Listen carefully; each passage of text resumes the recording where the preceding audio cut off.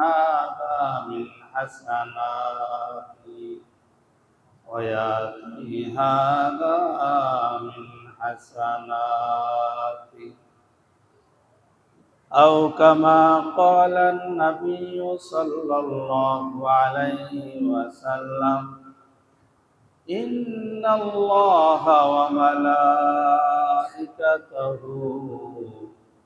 يصلون على النبي يا أيها الذين آمنوا صلوا عليه وسلموا تسليما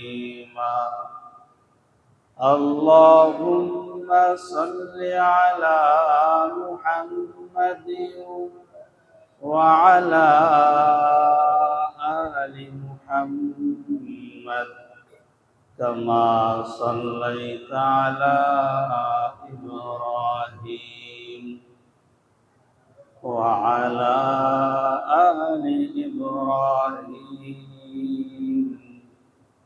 إنك حميد مجيد اللهم بارك على محمد وعلى آل محمد كما باركت على إبراهيم وعلى آل إبراهيم إنك حميد مجيد بلغ العلا بكماله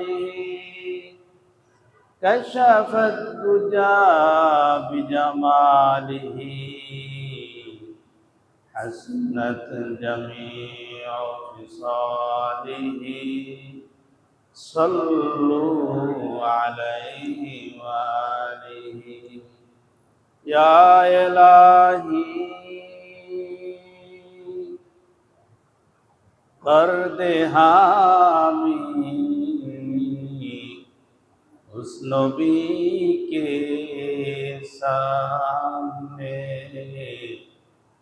جس نے اپنا خون بہایا طائف کی میدان میں بلغ العلا بکمالی كشف الدجى بجماله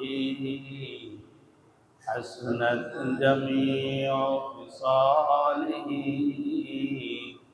صلوا عليه وآله لا إله إلا الله لا إله إلا الله لا إله لا إله إلا الله لا إله إلا الله لا إله إلا الله لا إله إلا الله لا إله إلا الله لا إله إلا الله لا إله إلا الله لا إله إلا الله لا إله إلا الله لا إله إلا الله لا إله إلا الله لا إله إلا الله لا إله إلا الله محمد رسول الله সম্মানিত মুসল্লিয়ান আমরা সর্বপ্রথম মহান আল্লাহ সুবহানাহু ওয়া তাআলার দরবারে লাখ কোটি শুকরিয়া জ্ঞাপন করি যে মহান আল্লাহ সুবহানাহু ওয়া তাআলা আপনাকে আমাকে সুস্থ রেখে পৃথিবীর উৎকৃষ্ট জায়গা মসজিদে এসে কোরআন সুন্নাহের আলোকে কিছু কথাবার্তা বলার এবং শোনার তৌফিক ইনায়েত করেছেন। এজন্য মালিকের দরবারে শুকরিয়া জ্ঞাপনার্থে বলি আলহামদুলিল্লাহ। সম্মানিত মুসল্লিয়ান, আজকে আমি আপনাদের সামনে পবিত্র কোরআনুল কারীম থেকে যে আয়াতে কারিমা তেলাওয়াত করেছি, বিশ্বনবীর অসংখ্য হাদিস থেকে একটি হাদিস পাঠ করেছি। তেলাওয়াতকৃত আয়াত ও হাদিসে গুনাহের ক্ষতি প্রসঙ্গে আলোচনা করা হয়েছে। আল্লাহ সুবহানাহু ওয়া তাআলা বলেন, মা আসাবা মিন মুসিবাতিন ইল্লা বিইذনিল্লাহ। এই পৃথিবীতে যত মুসিবত বিপদ আপদ আসে আল্লাহ সুবহানাহু ওয়া তাআলা এর অনুমতি ক্রমে আসে। তো মানুষের কাছে সমস্ত বিপদ আপদের মধ্যে সবচেয়ে বড় বিপদ হচ্ছে গুনাহ। একজন মানুষের কাছে সবচেয়ে বড় মুসিবত, সবচেয়ে বিপদ হচ্ছে গুনাহ, পাপ। এই গুনাহ এমন একটি বস্তু যা মানুষকে আল্লাহর রহমত থেকে দূরে সরাই দেয়। এই গুনাহ এমন একটি বস্তু যা মানুষের অন্তরকে অন্ধকারাচ্ছন্ন করে দেয়। গুনাহ এমন একটি বস্তু যা আখিরাতে মানুষকে জাহান্নামের দিকে ঠেলে নিয়ে যাবে। এজন্য আল্লাহ সুবহানাহু ওয়া তাআলা মানব জাতিকে সতর্ক করে ঘোষণা দিয়েছেন, ওয়ালা তাকরাবুজ জিনা ইন্নাহু কানা ফাহিশাতান ওয়া সাআ সাবিলা।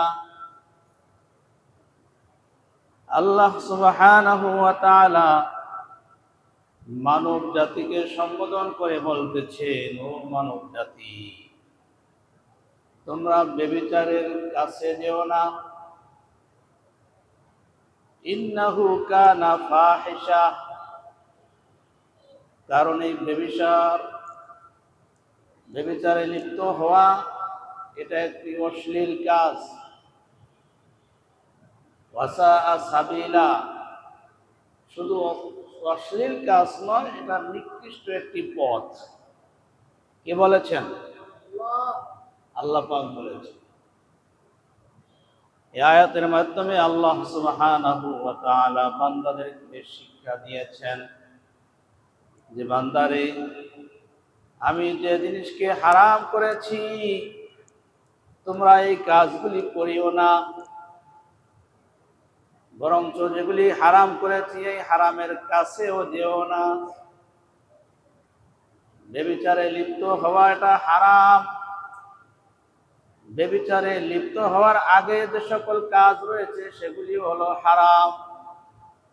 মদ পান করাটা হারাম, মদের ব্যবসা করাও হারাম, জুয়া হারাম, জুয়ার আঞ্জাম দেওয়াটাও হারাম, ঘুষ হারাম, ঘুষের লেনদেন করাটাও হারাম।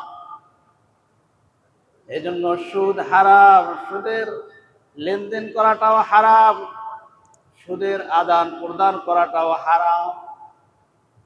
সেই কথাই আল্লাহ পাক বুঝিয়েছেন, যেটা হারাম এই হারাম কাজের কাছেও যেও না। এই কাছে যাওয়াটাও কি হারাম। এই হারাম কাজ কি আল্লাহ পাক নিষেধ করেছেন। কুল ইন্নামা হাররামা রাব্বিয়াল ফাওয়াহিশা মা যাহারা মিনহা ওয়া মা বাতানা ওয়াল ইথমা ওয়াল বাগয়া বিগাইরিল হক মহান আল্লাহ রাব্বুল আলামিন তার প্রিয় হাবিব বিশ্ব নবী মুহাম্মদুর রাসূলুল্লাহ সাল্লাল্লাহু আলাইহি ওয়াসাল্লামকে সম্বোধন করে বলতেছেন, দোস্তরে আমার, পৃথিবীবাসীকে জানিয়ে দিন, ইন্নামা হাররামা রাব্বিয়াল ফাওয়াহিশা মা যাহারা মিনহা ওয়া মা বাতান, যে আপনার পরওয়ারদিগার, আপনার রব অশ্লীলতাকে হারাম করেছেন। প্রকাশ্যে অপ্রকাশ্যে যত প্রকার অশ্লীলতা আছে সবগুলিকে আল্লাহ পাক হারাম করেছেন, এটা বিশ্ববাসীকে জানিয়ে দেন।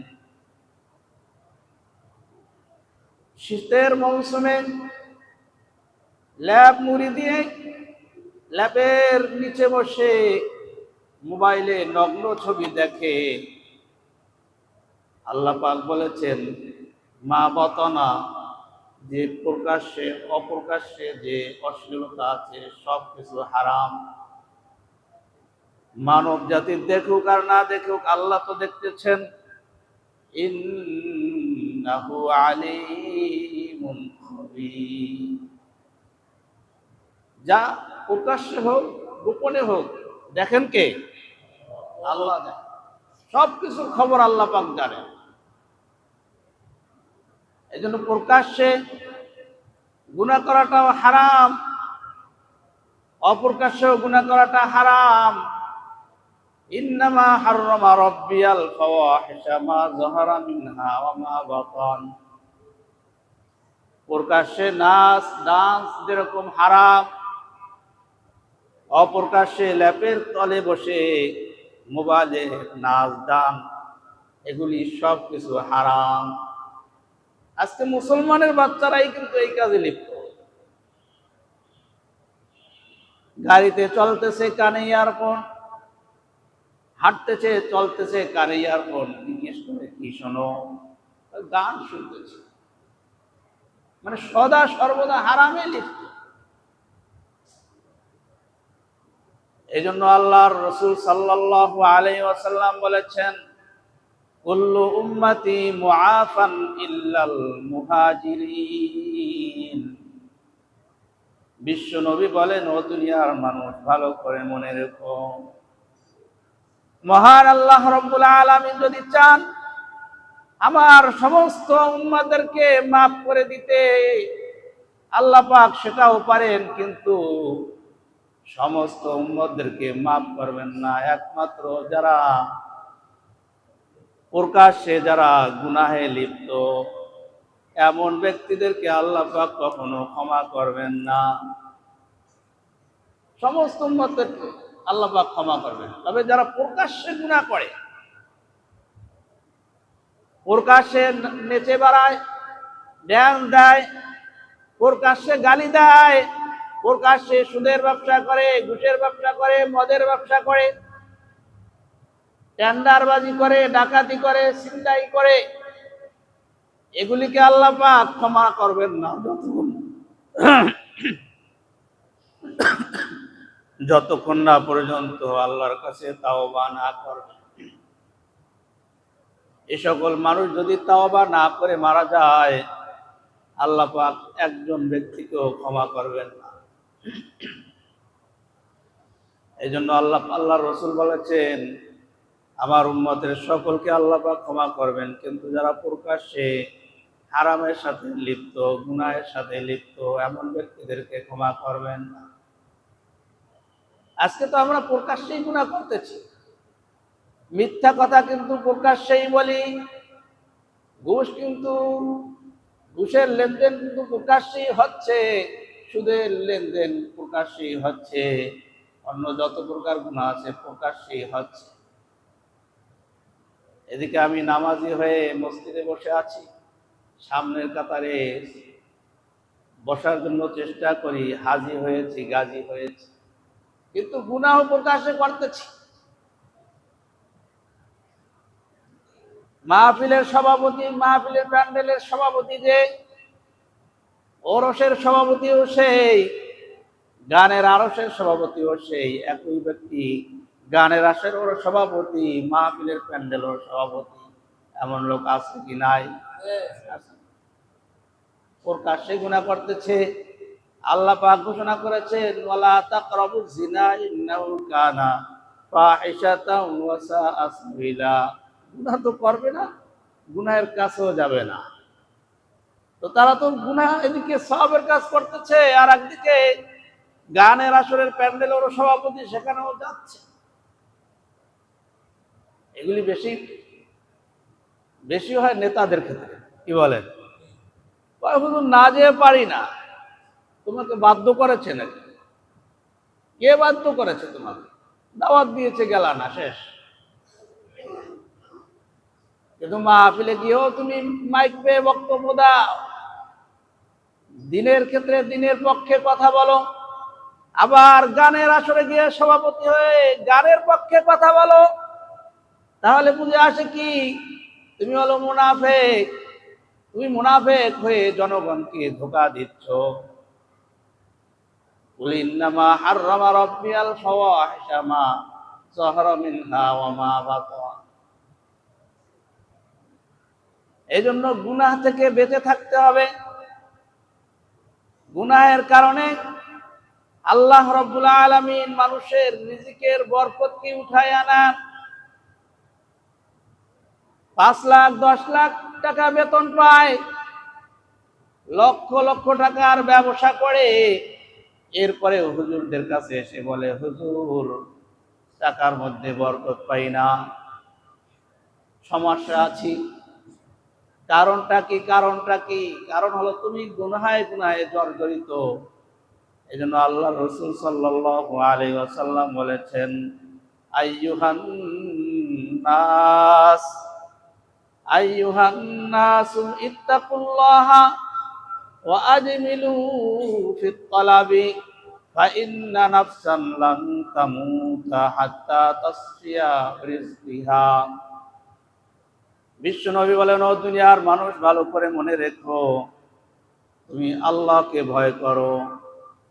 তুমি যেহেতু মুসলমান, তুমি আল্লাহকে ভয় করো। ইত্তাকুল্লাহ, আল্লাহকে ভয় করো। আর যে পুঁজি অন্বেষণ করো, হালাল হালাল অর্জন করতে থাকো, হালাল রিজিকের ব্যবস্থা করতে থাকো। তুমি হারাম কামানোর জন্য পিরাপিরি করিও না। এত দৌড়াদৌড়ির দরকার নাই হারাম কামানোর জন্য। তুমি হালাল কামাই করো, কারণ আল্লাহ রাব্বুল আলামিন মানুষের জন্য যেটা বাজেট করেছেন, তোমাকে যখন আল্লাহ পাক পৃথিবীতে পাঠিয়েছেন, তোমার রিজিক বরাদ্দ করে পাঠিয়েছেন। বিশ্ব নবী বলেন, আর রিজকু মাকসুমুন ইয়াতলুবুল আবদা কামা ইয়াতলুবুল মাউত। আল্লাহ রাসূল বলেন, দুনিয়ার মানুষ, ভালো করে মনে রেখো, আল্লাহ সুবহানাহু ওয়া তাআলা যখন কোনো মানুষকে দুনিয়াতে পাঠায়, তাহার রিজিক বরাদ্দ করে এই দুনিয়াতে পাঠায়। দুনিয়া আসার পরে ওই রিজিক তার জন্য তাকে এমন ভাবে খুঁজতে থাকে, যেমনি ভাবে মৃত্যু মানুষকে খুঁজে।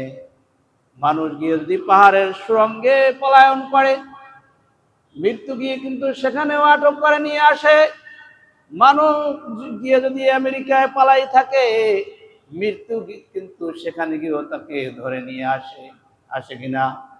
আল্লাহ রসুল বলেছেন, তার জন্য বান্দাকে যে আল্লাহ পাক পাঠিয়েছেন, তার রিজিক বরাদ্দ করে পাঠান। সুতরাং বান্দা যদি ঘরে বসে থাকে, তার বরাদ্দকৃত রিজিক আল্লাহ পাক ঘরেও পৌঁছাই দিতে পারেন কিনা? পারেন।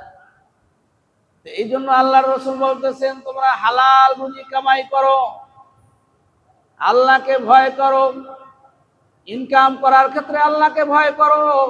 ঘুষ খেও না, সুদ খেও না, হারামের কাছেও যেও না।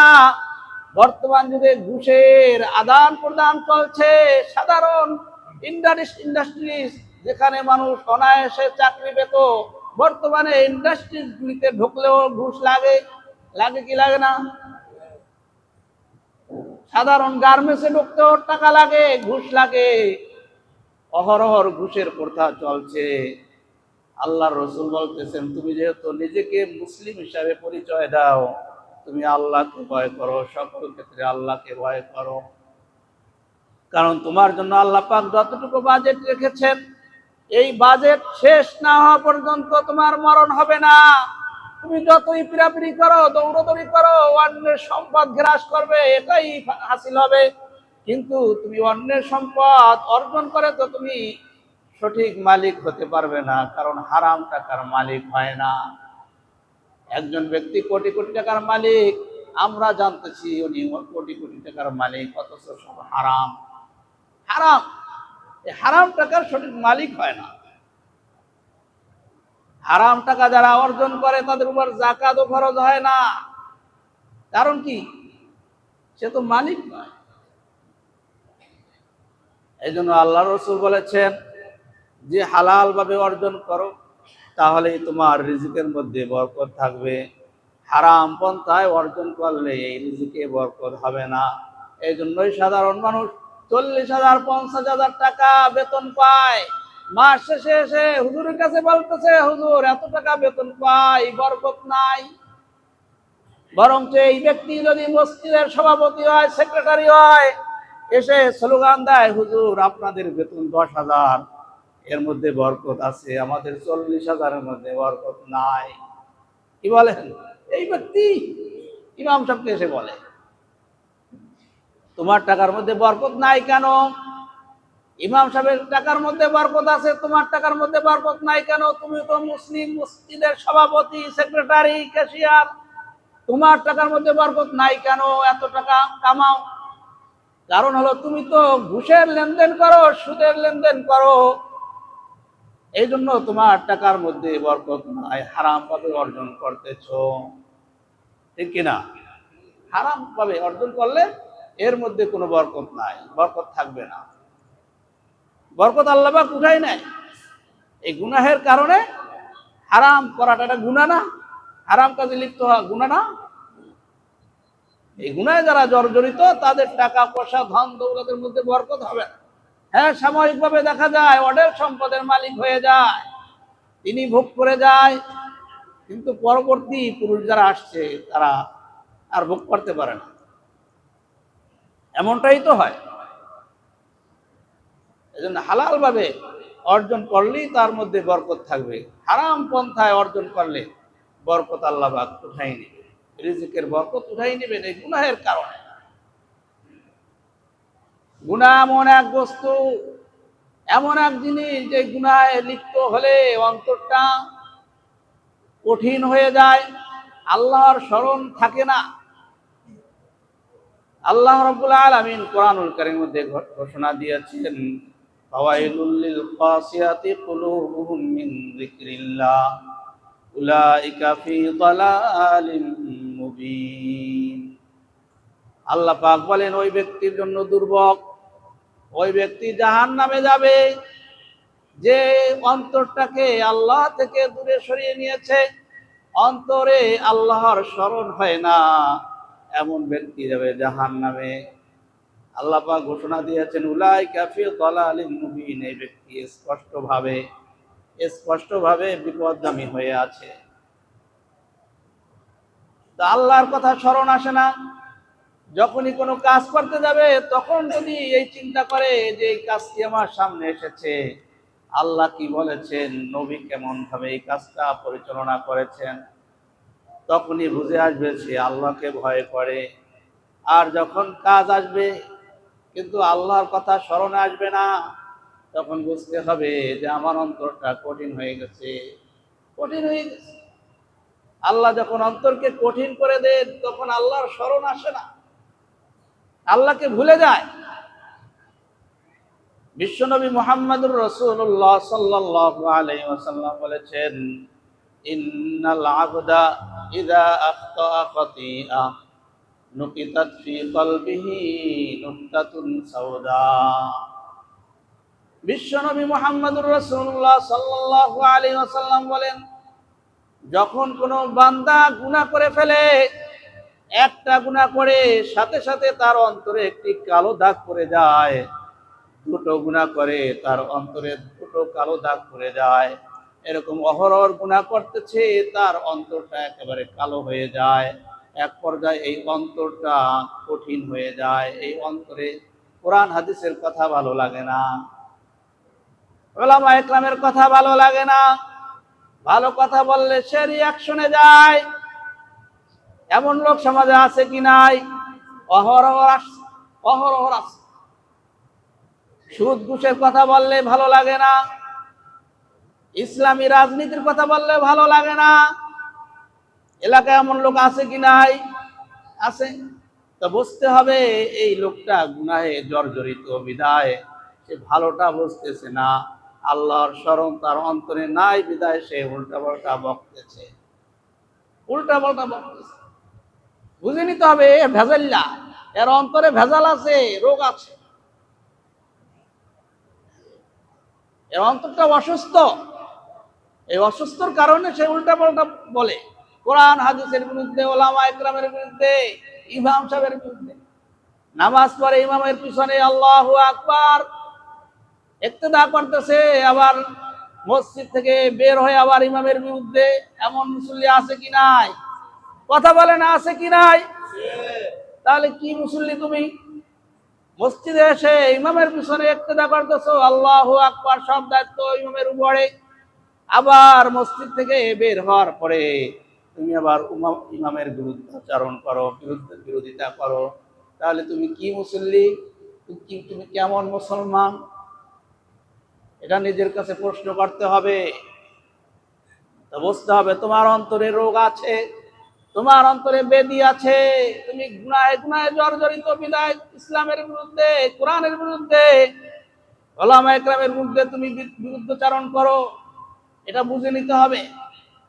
রোগ ধরাটা সহজ, রোগ ধরা সহজ। এই জন্য গুনাহ ছাড়তে হবে।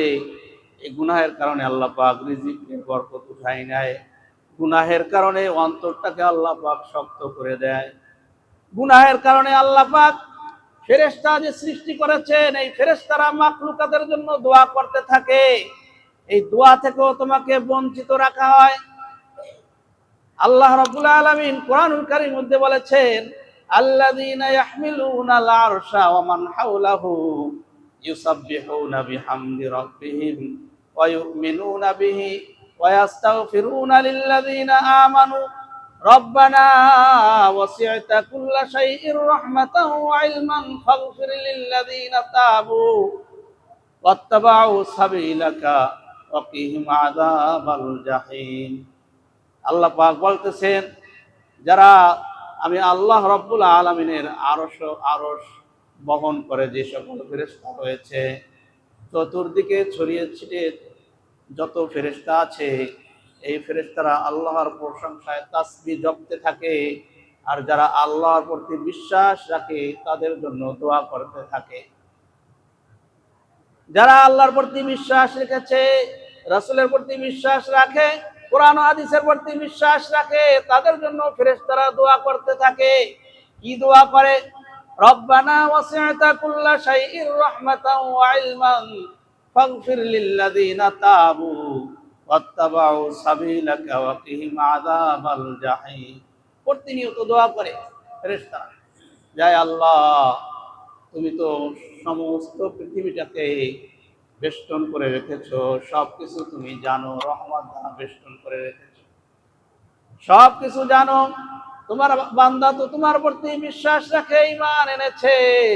আয় আল্লাহ, তার তাওবাকে তুমি কবুল করো, তার জিন্দেগীর সমস্ত গুনাহকে মাফ করে দাও, তাকে জাহান্নামের আগুন থেকে রক্ষা করো। এভাবে ফেরেশতারা দোয়া করতে থাকে।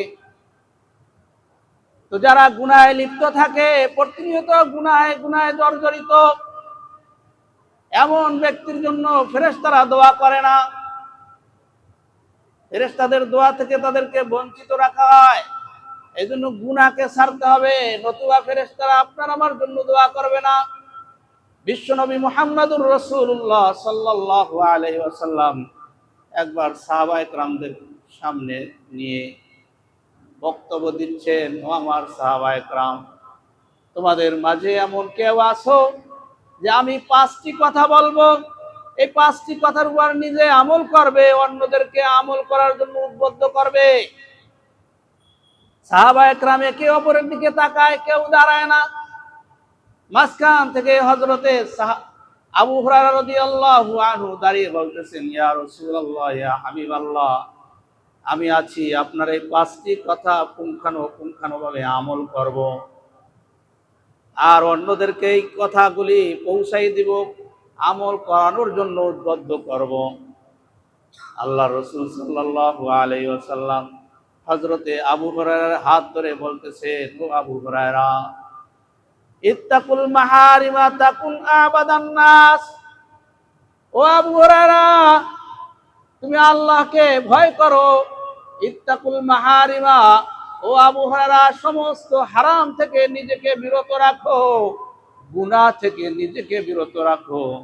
আবাদান নাস, নিজেকে যখন গুনাহ থেকে বিরত রাখবে, তাহলে এই পৃথিবীতে যত ইবাদত গুজার আছে, প্রতিনিয়ত ইবাদত করে, রাতের বেলায় তাহাজ্জুদের নামাজ পড়ে, দিনের বেলা 5 ওয়াক্ত নামাজের সাথে নফল ইবাদত করে, কোরআন পড়ে, হাদিস পড়ে, ইবাদত গুজার, যত প্রকার ইবাদত গুজার আছে, সবচেয়ে বড় ইবাদত গুজার হিসাবে আল্লাহর কাছে তুমি সাব্যস্ত হবে।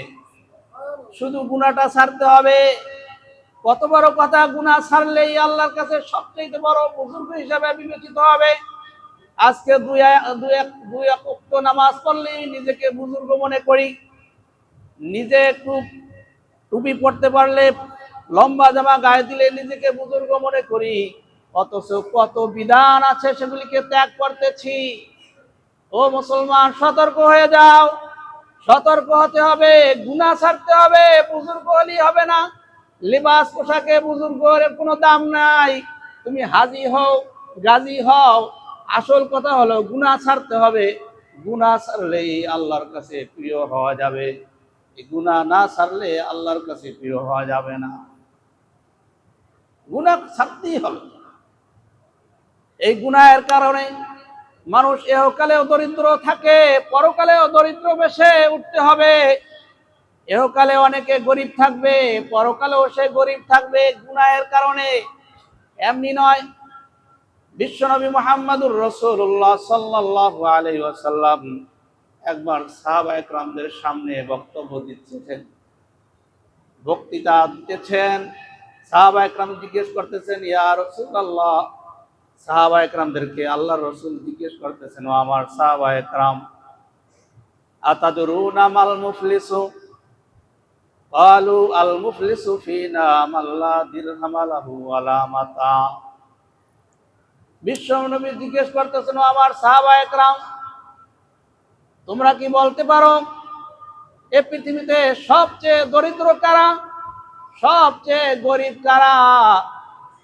সাহাবায়ে কেরাম জবাবে বললেন, আল মুফলিসু ফিনা মাল্লা দিরহাম লাহু ওয়ালা মাতা। সাহাবায়ে কেরাম জবাবে বলতেছেন, ইয়া রাসূলুল্লাহ, ইয়া হাবিবাল্লাহ, আমাদের তো জানা আছে যাদের টাকা পয়সা ধন দৌলত নাই তারাই হচ্ছে গরিব।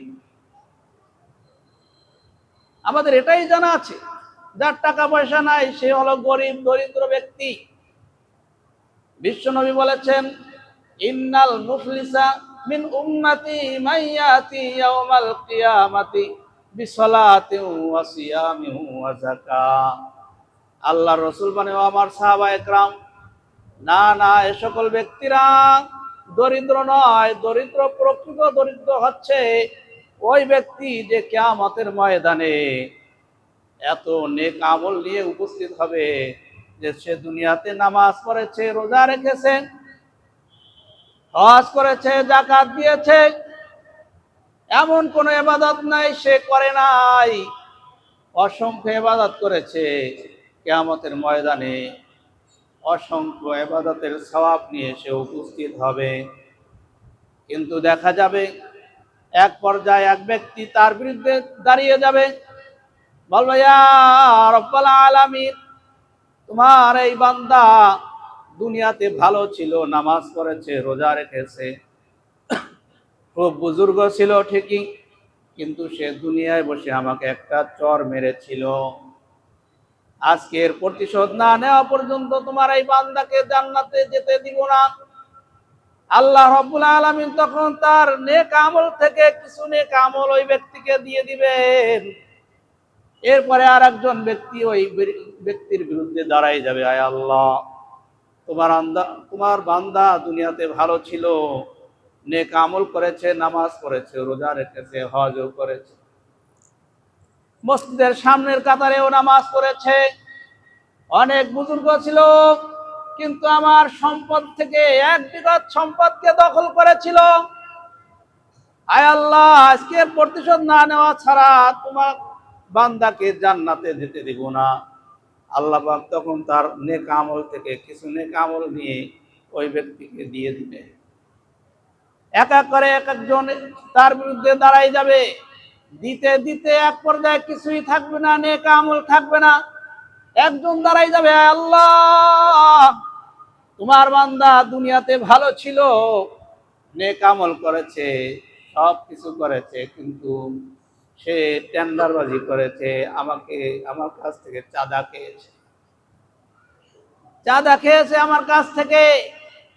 এর প্রতিশোধ না নেওয়া ছাড়া আমি তাকে জান্নাতে যেতে দিব না। আল্লাহ রাব্বুল আলামিন তখন কি করবেন? তার কাছে কোনো নেক আমল নাই। আল্লাহ রাব্বুল আলামিন ওই বান্দার যত গুনাহ আছে সব গুনাহ তার মাথায় দিয়ে জাহান্নামে নিক্ষেপ করবে। এজন্য বলতেছিলাম ভাইয়েরা, গুনাহ মানুষকে পরকালে ইহকালেও গরিব রাখে, পরকালেও গরিবের বেশে জাহান্নামে নিক্ষেপ করবে। এজন্য গুনাহ ছাড়তে হবে। গুনাহ না ছেড়ে আল্লাহর কাছে বুজুর্গ হওয়া যাবে না, গুনাহ ছাড়তেই হবে। আমি যত বড়ই লেবাসদারি হই কোনো কাজে আসবে না, গুনাহ ছাড়তে হবে। গুনাহ ছাড়লে আল্লাহর কাছে প্রিয় হওয়া যাবে। ছাড়বো তো ইনশাআল্লাহ, গুনাহ ছাড়বো তো ইনশাআল্লাহ।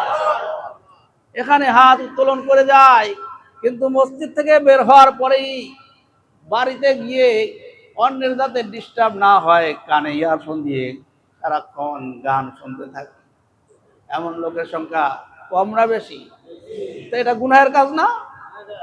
বাড়িতে গিয়ে তো টিভিটা ছেড়ে দিব, আর কিছু না হোক টিভি তো দেখতেই হবে, আর কিছু না হোক ইউটিউবতে একটু দেখতেই হবে, ফেসবুকে একটু ঢুকতেই হবে। তো আমি তো গুনাহের সাথে সারাক্ষণ জড়িত। এই জন্য আল্লাহ রাব্বুল আলামিন ঘোষণা দিয়েছেন, বালা মান কাসাবা সাইয়্যাতান ওয়া আহাতাত বিহি খাতিআতুহু ফাউলাইকা আসহাবুন নার হুম ফিহা খালিদুন। আল্লাহ পাক বলেন, যারা গুনাহ করে, একবার করে না, একবার করে ছেড়ে দেয় না, গুনাহ করে এরপরে গুনাহি তাকে বেষ্টন করে রাখে, ফাউলাইকা আসহাবুন নার। আল্লাহ পাক ঘোষণা দিয়েছেন এদের ঠিকানা হলো জাহান্নাম। এটা এমন জাহান্নাম যেখানে চিরকাল থাকতে হবে, বের হতে পারবে না। আজকে আপনাকে আমাকে যদি নিজের কাছে প্রশ্ন করি, আসলে আমি গুনাহ থেকে বিরত থাকি কিনা? প্রতিনিয়ত সগীরা কবিরায় গুনাহে জর্জরিত হয়ে আছি। এই জন্য বারবার বলি ভাইয়েরা, গুনাহ ছাড়তে হবে। গুনাহ ছাড়লেই আল্লাহর কাছে প্রিয় হওয়া যাবে। গুনাহ ছাড়তেই হবে। আজকে অহরহ গুনাহ করতেছি, ছাড়বো তো ইনশাআল্লাহ। আল্লাহ পাক সকলকে সহিহ বুঝ দান করুন।